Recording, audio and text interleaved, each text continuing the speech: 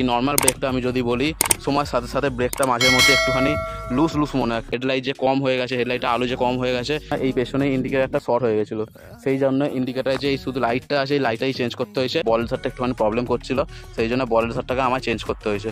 এই 2 বছরে আয়না দুটোকে যে কতবার টাইট করতে হয়েছে তোমাদের ধারণাও নেই। তোমরা যদি সুজুকি জিক্সার গাড়িটা কেনো তাহলে আয়নাটাকে চাইলে চেঞ্জ করে নিতে পারো, কারণ আয়নাটা প্রচণ্ড বেশি ডিস্টার্ব করে, বারবার লুজ হয়ে যায়, চেনটাও বড্ড বেশি লুজ হয়ে যায়। কেমন আছো তোমরা? অনেকদিন পর একটা লং ভিডিও আনলাম। এই ভিডিওটা আমি তোমাদের বলবো যে এই 2 বছর ধরে গাড়িটাকে ইউজ করার পরে গাড়িটার মধ্যে কী কী জিনিস খারাপ হয়েছে, কী কী জিনিস আমাকে চেঞ্জ করতে হয়েছে, কিংবা কী কী জিনিস আমাকে সারাতে হয়েছে, কী জন্য আমার কীরকম প্রবলেম হয়েছে 2 বছরের মধ্যে।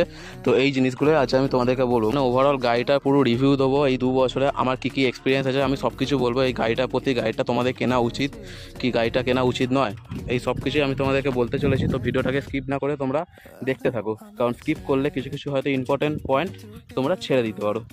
ওকে,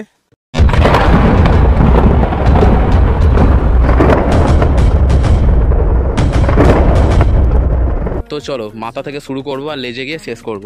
তো সবার প্রথমে আসি টায়ারে। এই 2 বছর ধরে চালানোর পরে আমার গাড়িটা 9 করে 8000 কিলোমিটার চলেছে। তোমাদেরকে দেখিয়ে দিচ্ছি, এই দেখো গাড়িটা 8000 কিলোমিটার চলেছে। তো এই 8000 কিলোমিটার চলার পরে গাড়ির টায়ার দেখতে পারো কতখানি ক্ষয়েছে কিংবা কতখানি ক্ষয়নি। খুব একটা বেশি ক্ষয়নি, গাড়ির টায়ার ঠিকই আছে, এমনকি এই কাঁটাগুলো রয়ে গেছে গাড়ির মধ্যে। এই টায়ারটা বলো কিংবা এই টায়ারটা বলো, দুটো টায়ার তেমন একটা খুব ক্ষয়নি। তো 2 বছর ইউজ করার পরে এই গাড়ির টায়ারের দিক দিয়ে আমার তো থামস আপ। এবার নেক্সট আসি সাসপেনশন, ফ্রন্ট সাসপেনশন কিংবা ব্যাক সাসপেনশন। এই 2 বছর ইউজ করার সময় আমি গাড়িটাকে অনেক গর্তে ফেলেছি, অনেক রকমভাবে বাম্পারের মধ্যে ঝাঁপ খাইছি, অনেক কিছু করেছি, কিন্তু এই সাসপেনশন নিয়ে আমার কোনো কমপ্লেন নেই। কারণ এই ফ্রন্টের সাসপেনশন যেরকম কাজ করে সেরকমই ব্যাকের সাসপেনশন কাজ করে, কোনো রকম টেনশন নেই সাসপেনশনের জন্য। আর এই সাসপেনশনের ভরসা আমি গাড়িটাকে যেখানে সেখানে নামিয়ে দিই, আমার কোনো রকম প্রবলেম হয় না। তো সাসপেনশনের দিক দিয়েও আমার থামস আপ। নেক্সট আসি ব্রেক। তো তোমরা যেমনটা জানো যে সুজুকি সামনে থাকে এবিএস আর পেছনে থাকে নর্মাল ডিস্ক ব্রেক। তো এবিএস ব্রেক নিয়ে তোমাদেরকে কিছু বলার নেই, কারণ এবিএস ব্রেক যে কীরকম কাজ করতে পারে তোমরা সেটা ভালো মতন জানো। আর এই নর্মাল ব্রেকটা আমি যদি বলি সময়ের সাথে সাথে ব্রেকটা মাঝের মধ্যে একটুখানি লুজ মনে হয়, কারণ এই এবিএস ব্রেকটা যখনই মারি তখন যেন এই ব্রেকটার বাইটটা একটু কম মনে হয়, শুধুমাত্র এইটুকুই মনে হয়, ব্যাস আর কোনো অসুবিধা হয় না। নইলে এর বাইট খুব একটা কম নয়, এর বাইট যথেষ্ট ভালো। যেহেতু আমি সামনেরটা এবিএসটা ইউজ করি যখন, সেই সময় যদি আমি এইটা মারি মনে হয় যেন এইটা একটু কম ধরছে আর সামনেরটা ভালোভাবে ধরছে। ব্রেকের দিক দিয়ে আমি 10-এ দেবো 8 পয়েন্ট। তারপর আসছি হেডলাইট। বাইকের হেডলাইট তোমরা যেমনটা জানো যে যখন এমনি জ্বালাবো তখন এই দিকে দুটো জ্বলবে আর ওপরে একটা জ্বলবে, আর যখন ডিপার দেবো তখন এই নিচেরটা জ্বলবে। তো হেডলাইট নিয়ে তো কোনো রকম প্রবলেম নেই, আর 2 বছর ধরে ইউজ করার পরে হেডলাইটের মধ্যে কোনো রকম ইফেক্ট পড়েনি। হেডলাইট যে কম হয়ে গেছে, হেডলাইটে আলো যে কম হয়ে গেছে এরকম কিছু মনেই হয়নি, আর হেডলাইটে আলো কম হয়নি।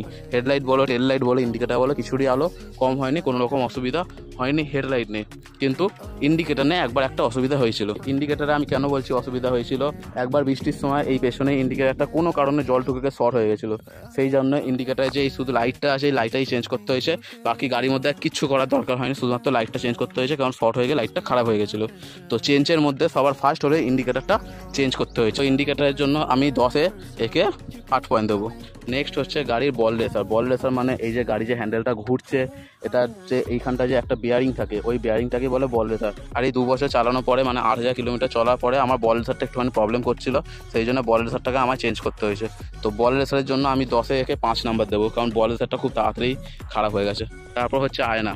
এই 2 বছরে আয়না দুটোকে যে কতবার টাইট করতে হয়েছে তোমাদের ধারণাও নেই। তোমরা যদি সুজুকি জিক্সার গাড়িটা কেনো তাহলে আয়নাটাকে চাইলে চেঞ্জ করে নিতে পারো, কারণ আয়নাটা প্রচণ্ড বেশি ডিস্টার্ব করে, বারবার লুজ হয়ে যায়। নেক্সট হচ্ছে চেন।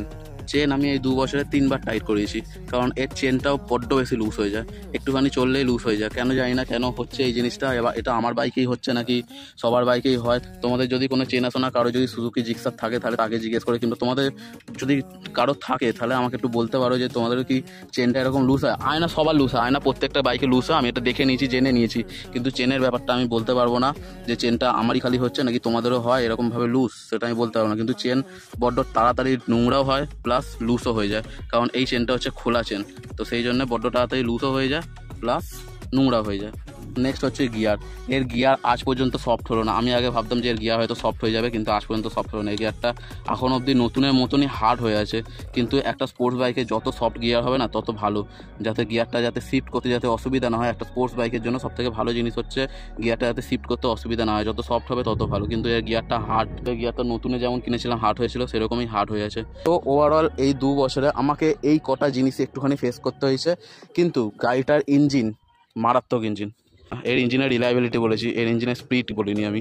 নেক্সট হচ্ছে ডিসপ্লেটা এই 2 বছরের মধ্যে আমি একবার দেখেছিলাম ডিসপ্লেটা একটুখানি দপদপ করছে। এই যে লাইটটা আছে, লাইটটা একটুখানি দপদপ করেছে, সেটা একবারই আমি দেখেছিলাম। ওটা আর কোনোবার দেখিনি, ওই একবারই দেখেছিলাম। কিন্তু জানি না, এটা বলতে পারবো না যে এটা কোনো টেকনিক্যাল ফল্ট কিনা কিংবা কী জন্য হয়েছে। কিন্তু একবার যেহেতু দেখেছিলাম, তো এইটাকে আমি অতটা গা করছি না, অতটা গুরুত্ব দিচ্ছি না, কারণ এটার জন্য আমার কোনো প্রবলেমও হয় না। এটা একবারই এর লাইটটা দপদপ করেছিল, এই যে ডিসপ্লের যে লাইটটা আছে। তো এইটাকে তোমরা নিতেও পারো আবার নাও নিতে পারো, সেই জন্য আমি এটার জন্য কোনো পয়েন্ট রাখলাম না। ওভারঅল 2 বছরে আমার ভিউ হচ্ছে গাড়িটা 100-এ 95% মার্কস পেয়ে পাস করেছে। কারণ এই 2 বছরে 8,000 কিলোমিটার চলার পরে গাড়িটার মধ্যে আমরা কোনো রকম ডিস্টার্ব দেখা দেয়নি। তো আজ যে ভিডিও এইটুখানি, ভিডিওটা ভালো লাগে তাহলে লাইক সাবস্ক্রাইব করো, আমাদের বন্ধুদেরকে আত্মীয়দেরকে এই ভিডিওটা সেন্ড করো।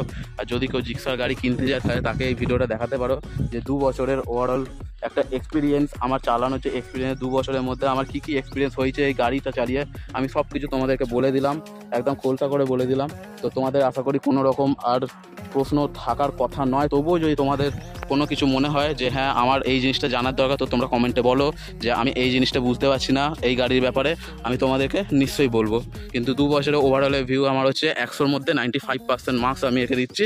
এই গাড়িটা খুব ভালো গাড়ি, 150 সিসির মধ্যে যথেষ্ট ভালো গাড়ি। আর এমনি তো এই গাড়িটাকে গরিবের স্পোর্টস বাইক বলে। তোমরা আশা করি বুঝতেই পারছো যে কেন বলে গরিবের স্পোর্টস বাইক। আর আমি বেশি কিছু বলতে চাই না।